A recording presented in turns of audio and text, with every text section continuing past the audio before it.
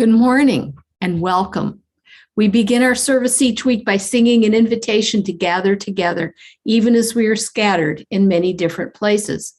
Please remain muted as we sing Enter, Rejoice, and Zoom in.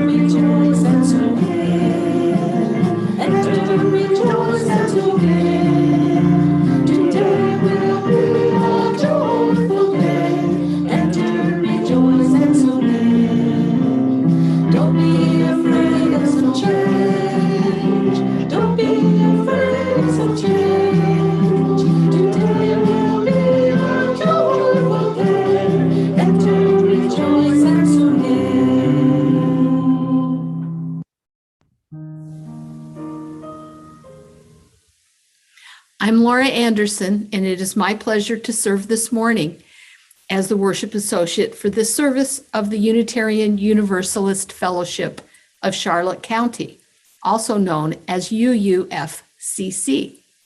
This is the last service being broadcast live via Zoom because we are meeting in person next week. And with any luck, for a long time after that. The service is being broadcast on YouTube, and we will continue to live stream on YouTube. I wish to express my gratitude this morning to those supporting the technology: Corey, Tom, Sue, Sharon G., Tiffany. Also, I offer a big welcome to a big thank you to Jim, Linda, and members of the UUFCC choir for this morning's recorded music. And more thanks and welcome to Jim, who is here in the sanctuary this morning for live music as well. I would also like to welcome Reverend Kathy Schmidt, who will give the sermon this morning.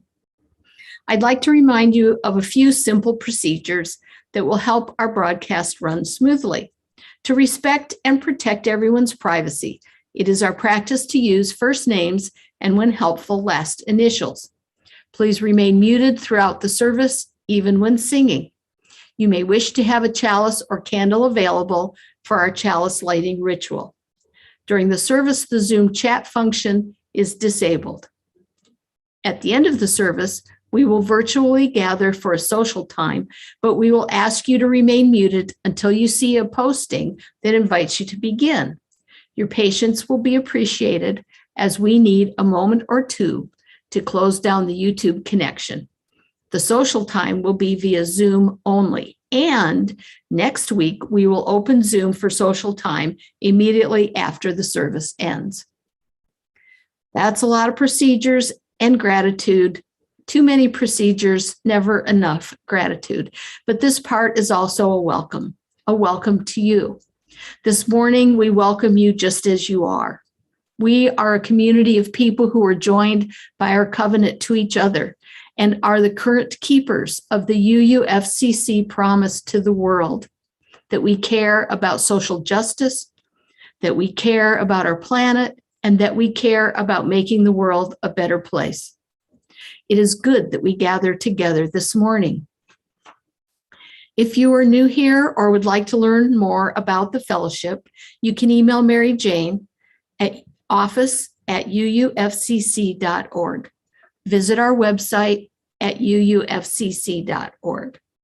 We are glad that you are here with us this morning. We will begin our service by lighting the chalice. May the flame passed to us by those who came before light our way into the future that we together are creating. As Tiffany lights the chalice here in the sanctuary, please join me in the recitation of our affirmation. Love is the spirit of our fellowship, and service is its law. This is our aspiration, to dwell together in peace, to seek truth in love, and to help one another. I invite you to light your home chalices or candles. And please join me in listening to Remembering, a seasonal medley of familiar melodies arranged by Jim Boyle.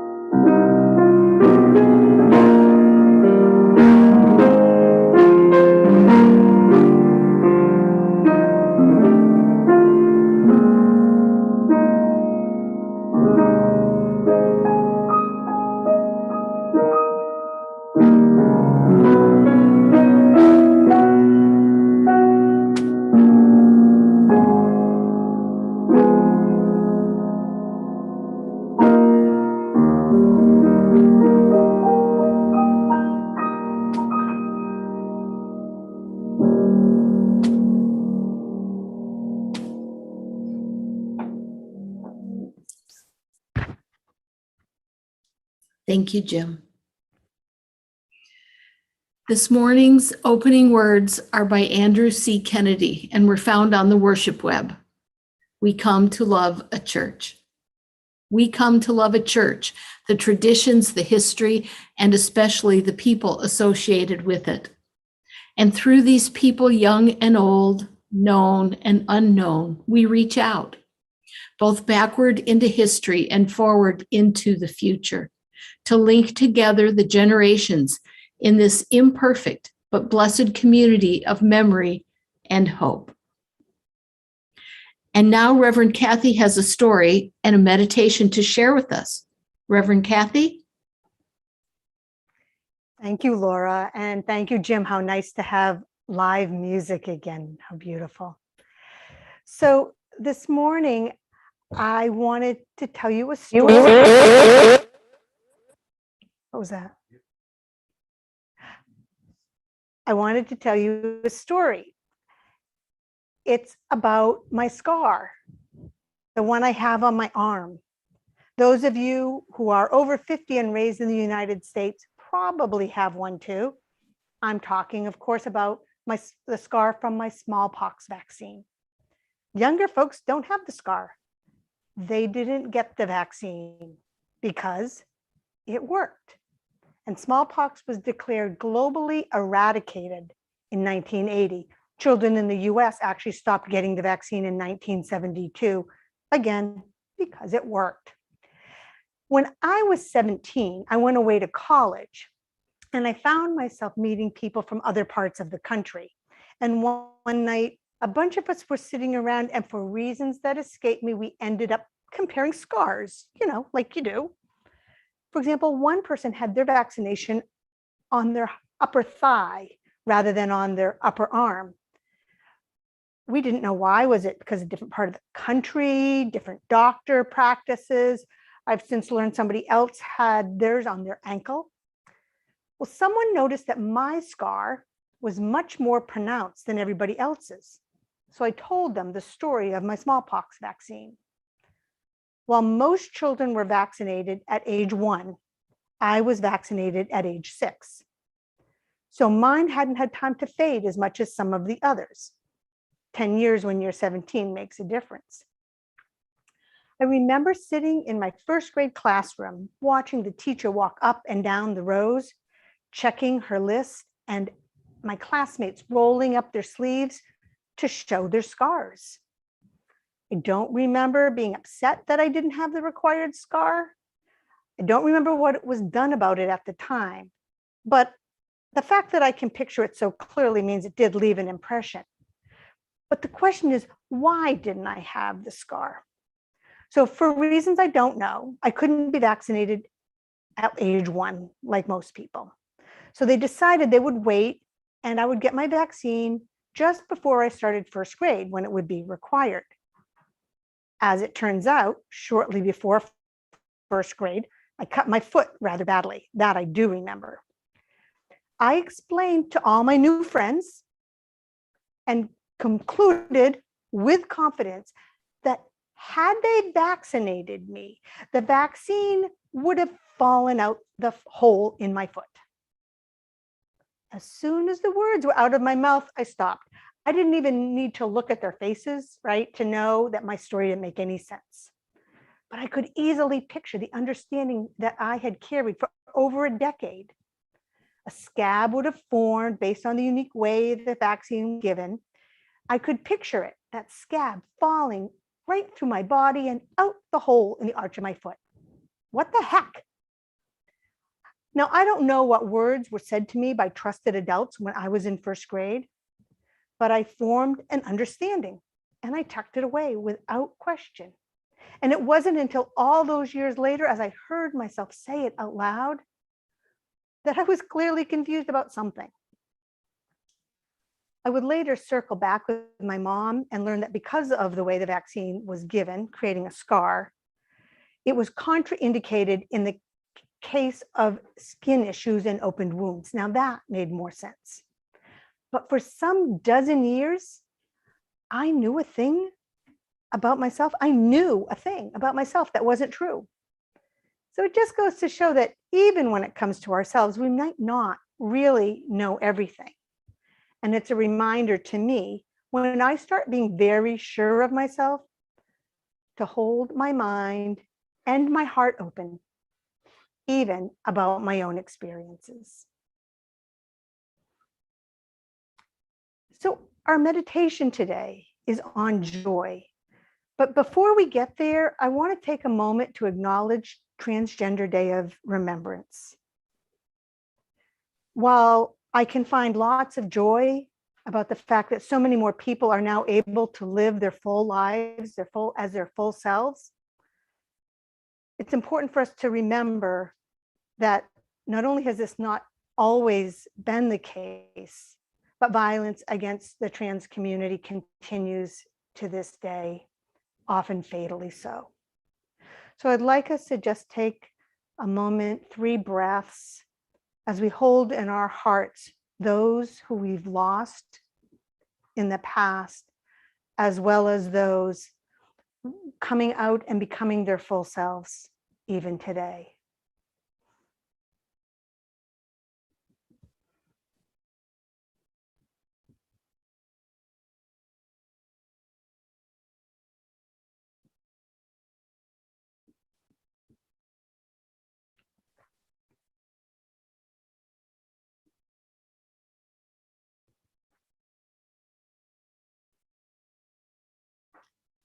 May we commit ourselves to a creation of the world when all people can celebrate who they are and their full gender identity with joy.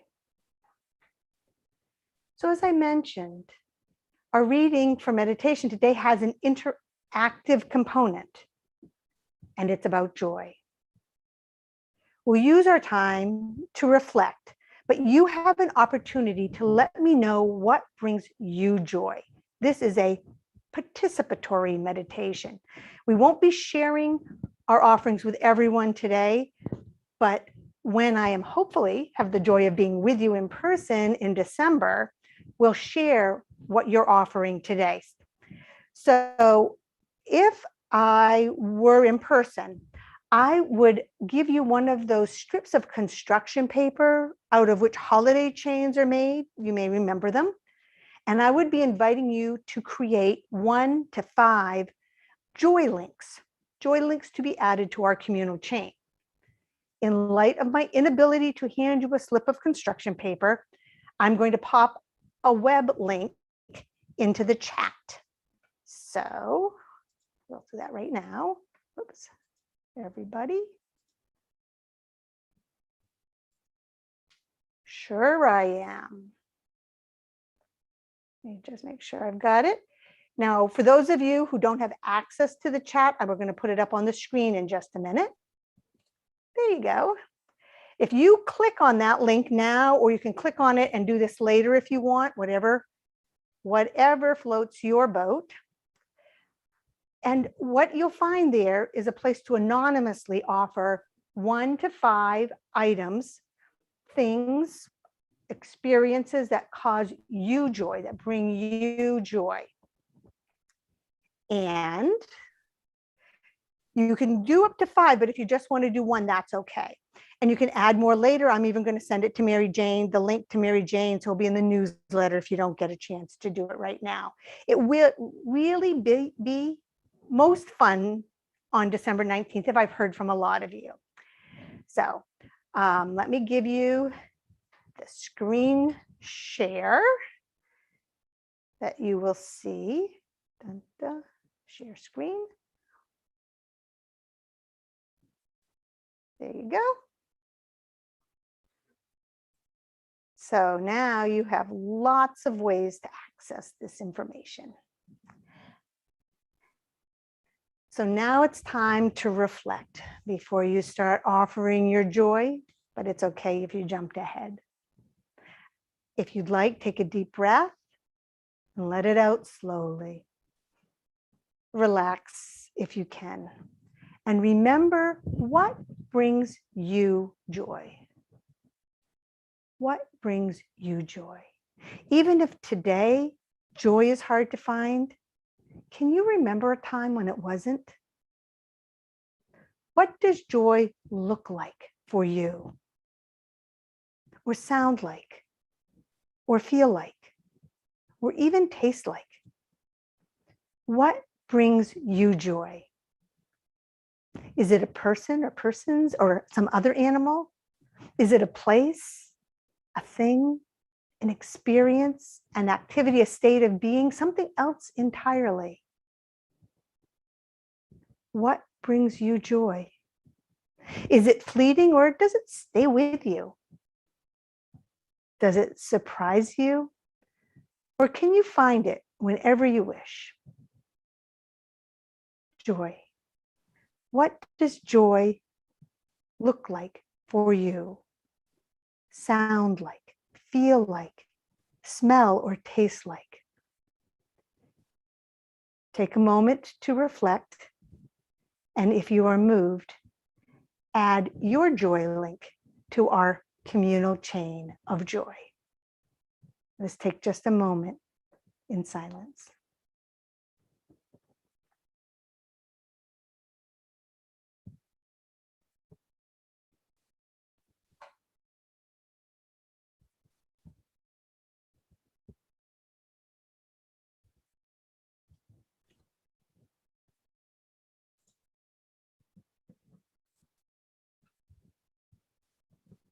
Okay. So for those of you who are putting some things in the chat, make sure you click on the link because I won't have the chat later. So click on that link that I put in there, and that will give you a little place where you can put them. Okay. The link showed up, right? Somebody give me a thumbs up to show me that the link showed up. Okay, good job. Okay, excellent. And we're seeing some of our joys now, but I want to include them next month too.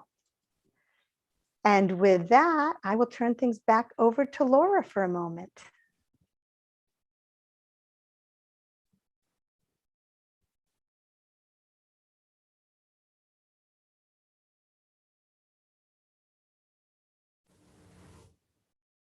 In our tradition, we revere the living of our lives as a sacred endeavor, believing that joys and sorrows we experience hallow the living of our days. We have a long tradition at UUFCC of sharing our joys, sorrows, and life milestones by entering them into the Book of Life. If you have a joy, sorrow, or milestone to share, you may email bookoflife@uufcc.org. Messages should be sent no later than Saturday prior to the service. During the Sunday morning service, the worship associate will read your words to the congregation, and your message will be entered into the red book kept here at the fellowship. Now I know you all have joys. May we hold all of your joys, sorrows, and milestones, the ones we hold in our hearts, and may we hold one another in love and tenderness so that this fellowship may be a source of strength and comfort, courage and hope in the days and weeks ahead.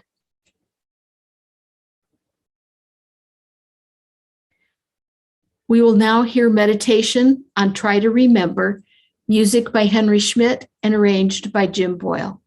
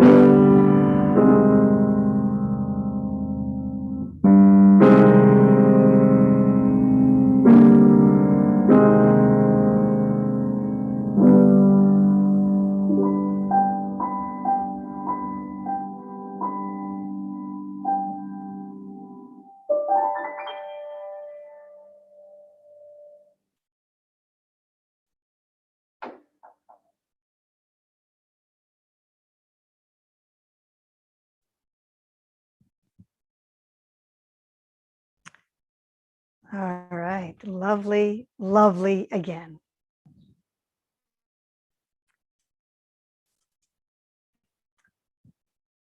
Oops, hold on one second. Okay. So sometimes we know things about ourselves that aren't true. I've been pondering this reality in light of the first Unitarian Universalist source. You may be familiar with the sources. They're that other list that accompanies the principles. Our association lists 6 sources, places from which Unitarian Universalists often draw insight and inspiration. The list begins this way, and I'm going to actually show you this text because while I think that it's really easy to memorize the principles, I think some poets got a hold of the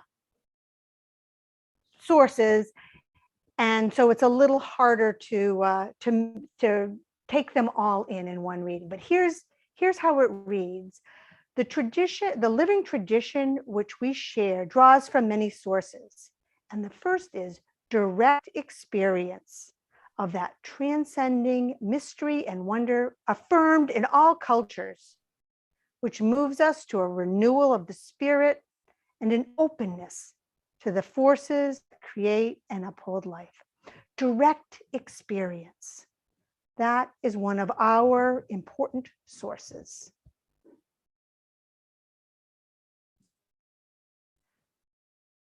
The other sources in the list talk about drawing on the words and deeds of prophetic people, the world teachings, the results of science, and the earth itself.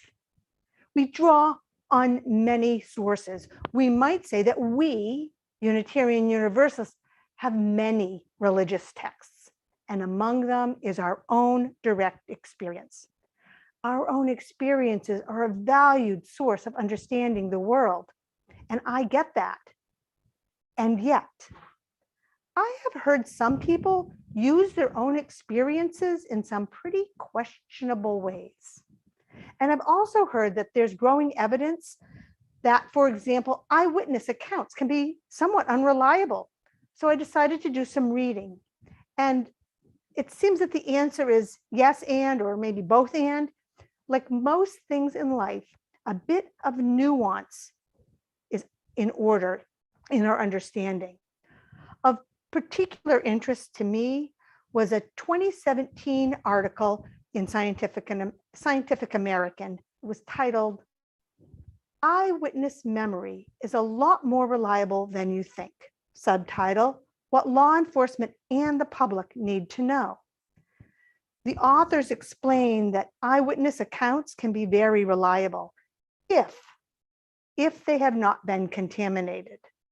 Like other evidence, for example, blood and DNA, we have to make sure that the evidence isn't tampered with. And since memories are very malleable, it's really that first uncoached testimony that can be trusted.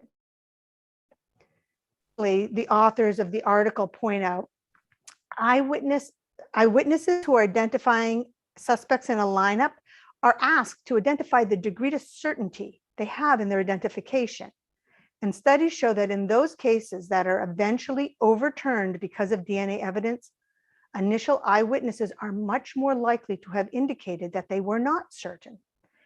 In cases where their high level of certainty is, cases are much less likely to be overturned.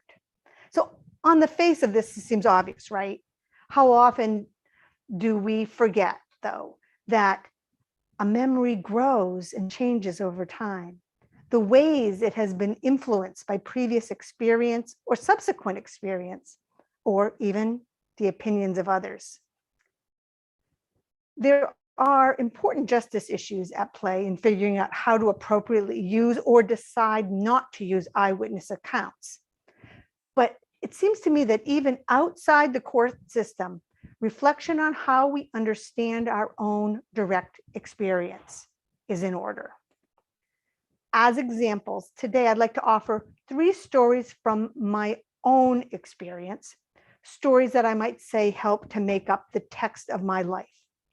Each of these stories from my past as I hope you will see, is both precious and problematic. So, story one. When I was 5 years old, my family drove from our home in New Hampshire to the New York World's Fair. Any of you go to the New York World's Fair? Okay. Much of what I remember comes from the family photo album, but there's one experience that stayed with me and influenced my worldview. I went on the ride, It's a Small World. Now, before you reach for the mute button, I am ethically forbidden to sing in front of other people. So you don't have to worry about getting the song stuck in your head. I know many people find the song and the ride annoying. I know there are many valid cultural critiques. But when I was 5 years old, it was magical. Coming as I did from a place with no visible racial or ethnic diversity, I was charmed. This is the world outside the boundaries of my small town. This is what it would be like, and all the people singing and dancing together. This is what caused me, I believe, to collect international dolls as a child and to travel as an adult. It also helped to form my overly optimistic worldview. In spite of so much evidence to the contrary, I still want to believe that we should all be able to sing and dance together. For nearly 60 years, I've carried inside me a vision of the world, and that vision is wrong. So many diversity trainings taken, so much life experienced. I know better. It's not that simple. And yet, I know that little age-appropriate visit helped me to be who I am today. I've decided that I don't have to give up that fond memory. I don't have to downplay it or even counter the positive impact it had on me. I can appreciate it for what it was, and I can grow and learn and know more new things. You know, I have a friend, this is a little PSA. I have a friend who knew me before I went to seminary. Sometimes she says to me, "You're talking minister." And I know what she means, but you might not. And since you all are kind enough to attend worship when I'm speaking, I thought I might offer a little guidance to understand minister speak, or at least my dialect of it. In telling my stories, I'm not suggesting that you should find meaning in them. I'm inviting you to examine your own stories, your own personal texts, to see what you find there. At least that's what I'm trying to do. But over the years, I've encountered at least 3 responses to me sharing my stories. First, there are people who don't really get it. They turn to their friend or partner and ask, "Why is she talking about herself so much?" The thing is, I can't tell your stories. I don't even know them. And even if I did, they wouldn't be mine to tell. Not this kind of story. Then there's a group that hears the invitation. They get it. Some will dabble in their own stories. Some will not. They will understand that the important part of what I'm sharing is not my story, but the ways in which they too can explore their own stories. Then there's a third group. They hear in my words not just an invitation, but a challenge. This will distress some people who did not need a challenge today, or even really don't ever like them. But hearing it as a challenge will excite others. These people came today to be stirred up, encouraged, inspired. The thing is that all these people are with us every time we gather, every time. And frankly, any one person might feel differently on a different day. And so this is why I use minister speak. It's my shorthand that usually works.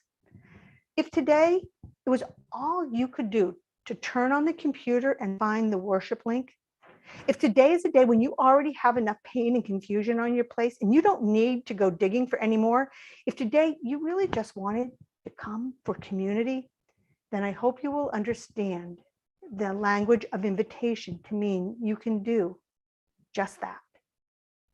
But if you came today for a challenge, I hope you hear one in the invitation, a challenge to go deeper, to dig in and see what you can find.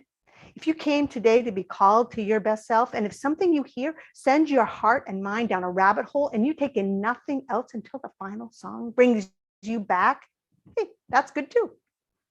An invitation is something that can be declined, considered, or accepted with gusto. My minister speak, as my friend calls it, is my attempt to leave room for you to find what you need and to do what is right for you today. Another story. In that small town in which I grew up, I actually thought I was the diversity, because while most of my friends described themselves as Irish or English or Italian or German, I was mixed. I had a German last name, but was also English and Scottish, and according to my mother, Native American. There was no country-specific training to any of this. Culturally, I was raised waspy 1950s Euro-American. But I thought I was more interesting because I wasn't just one thing. This made me a little slow to pick up on some cultural stereotypes because they didn't make sense to me given what I knew about myself.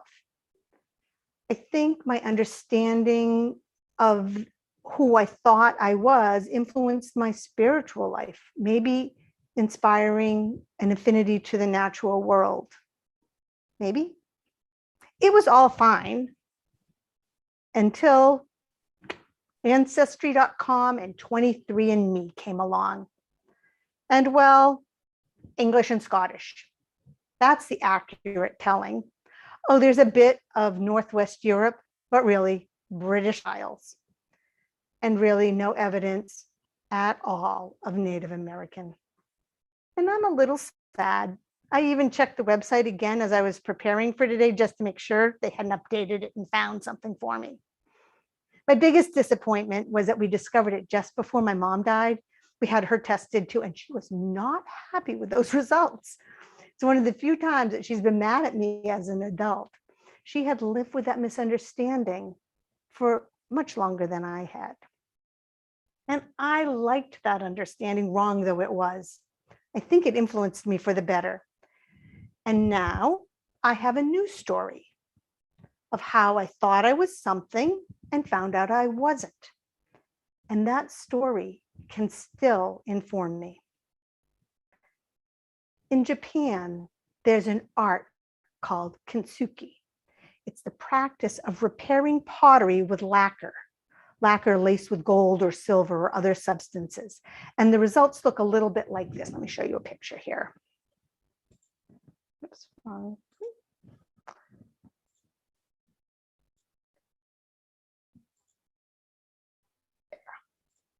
Maybe you've seen that kind of a bowl before. So there's gold streaks, or where that bowl has been cracked and repaired.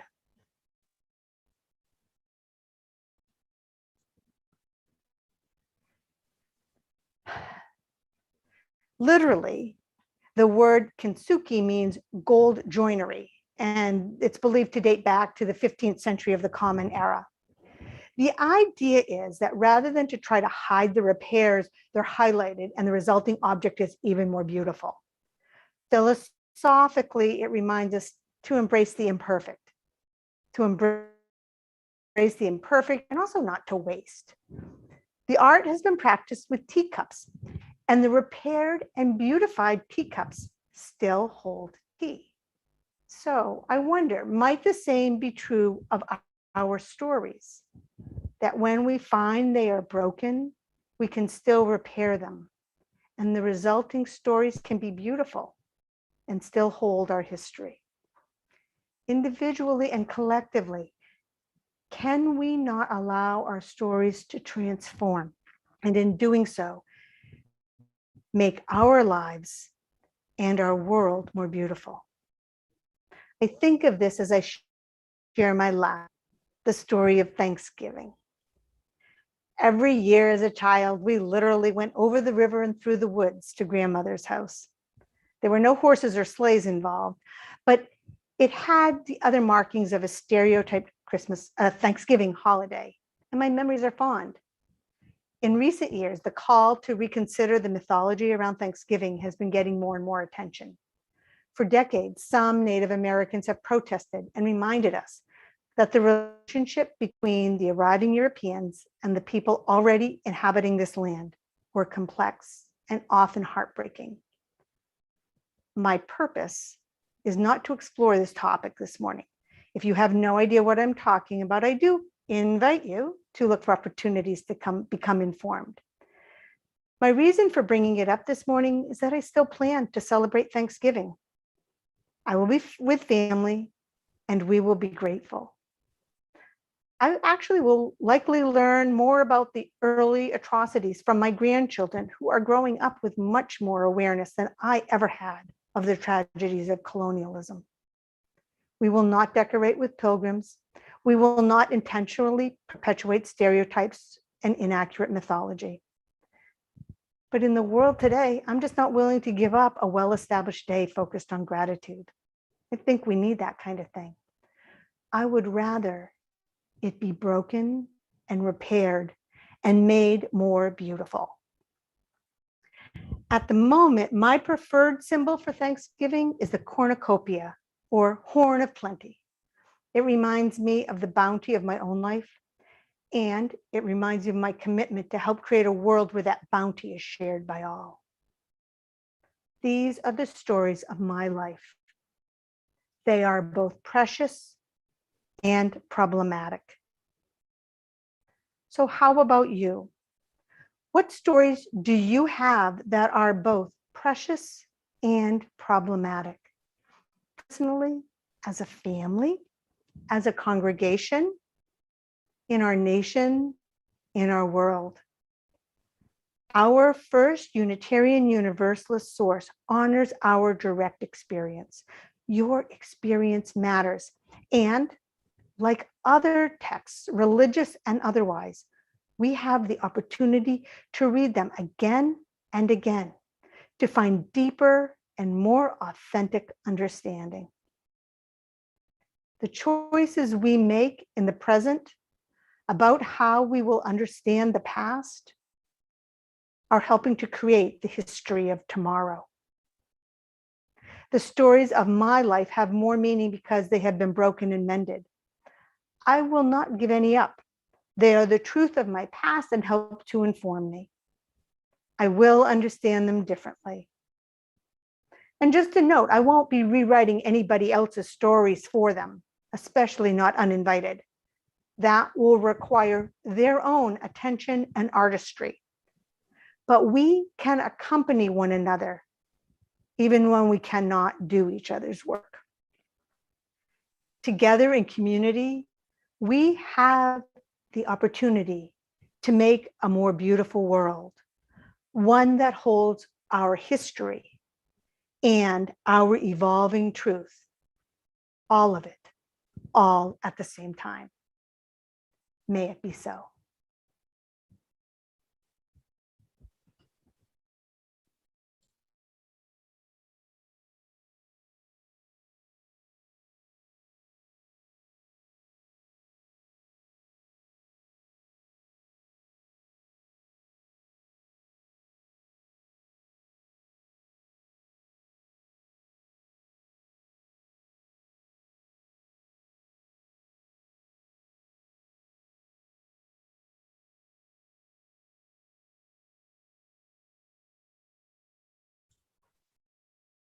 I believe our hymn is For All That Is Our Lives.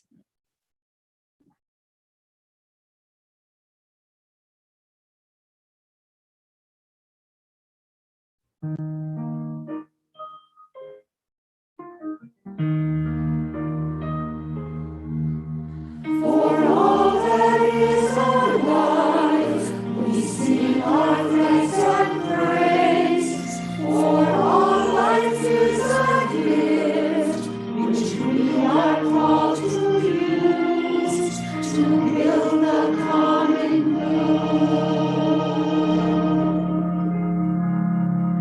and make our old days glad.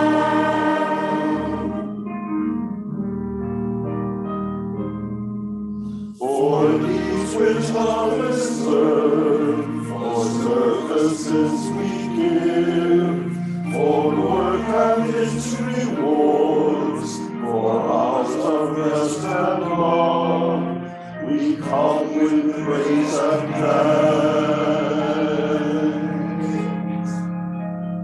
For all that is our life.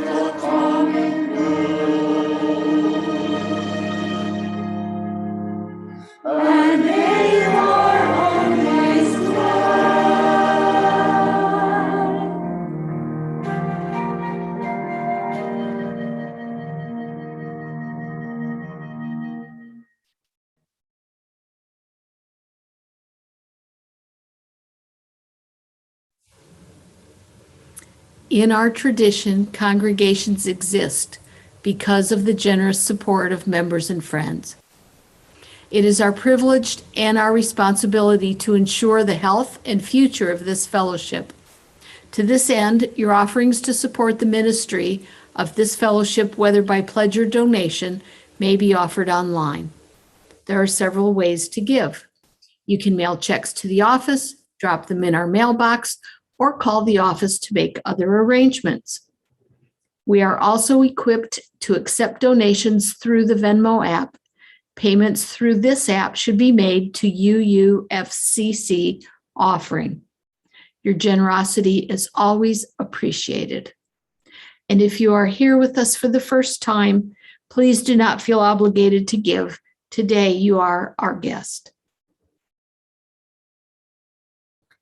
Now it is the time to highlight UUFCC's events and activities. Please remember to religiously read your weekly copy of the updates, which includes a calendar and links for staying connected, both in person and via Zoom. The updates provide a very important means for staying connected during these challenging times. Additionally, if you would like to have fellowship events highlighted during the service, you can email the worship associate at bookoflife@uufcc.org. Today, I have two announcements. If you're interested in joining us in discussing the UU Common Read, Breathe, A Letter to My Sons by Imani Perry, a copy of the book is available at the UUFCC library, and book discussion will begin in earnest on December 2nd. All are welcome. If you are a creative sort and interested in joining others in sprucing up the sanctuary for Sunday services, contact me, Laura Anderson. I should probably make one more announcement, and as I said at the beginning, this is the last service that we'll have via Zoom.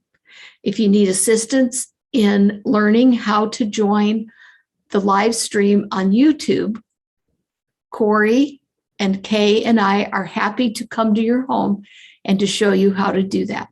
Again, contact me. And the reason we're not using Zoom is because we'll be live next week. You should have received an email message from Mary Jane explaining how to make a reservation so that you can join us here in the sanctuary. If you don't have that email, please contact the office. Our closing words this morning are inspired by our ancestors by Leah Derlin Joan, accessed from the UUA Worship Web. A line of framed family photos, all on a surface, some out of focus. For those who came before us, we offer gratitude and thanks. May their memories be a blessing. May we feel surrounded by their love. As we go forth from this time and place, let us be inspired by their courage, their wisdom, and their dreams. Let us honor them by doing the work of living boldly, loving mightily, and creating heaven on earth. Blessed be. And now please join me in our traditional recitation as Tiffany extinguishes the chalice that's here in the sanctuary. We extinguish this chalice, but not the light of hope, the fire of commitment, or the warmth of community. May those ideals shine in our lives and warm our hearts until we are together again. Thank you, Tiffany. Go now in peace. Following our musical selection, those who would like are invited to stay on Zoom for our social time. We'll let you know as soon as the technology is ready for conversation.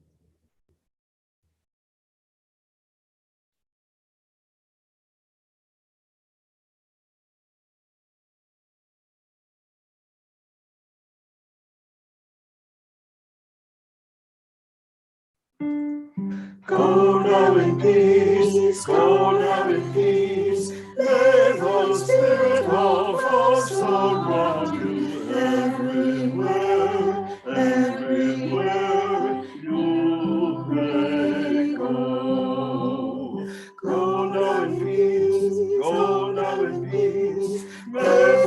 Spirit.